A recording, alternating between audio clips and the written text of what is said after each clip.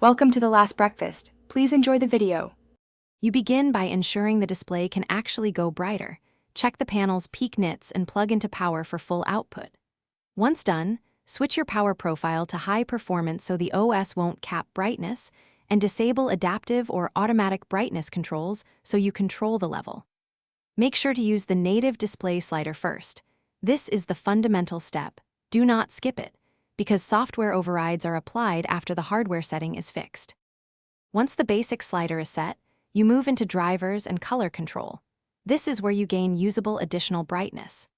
Update the GPU and monitor drivers, and use the vendor control panel to increase gamma or brightness and to turn off dynamic contrast and any power-saving enhancements. Then load or build a simple ICC profile or LUT so your boosts remain color accurate.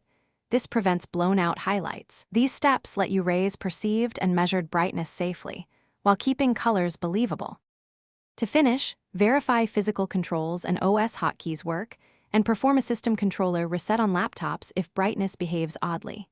Test with a calibrated HDR target image. Enable HDR only when the panel's true peak nits justify it, because HDR can dramatically increase perceptible brightness. If it's still not enough, try an external monitor or revert recent driver changes to isolate the cause. If problems persist, check for power limit throttling.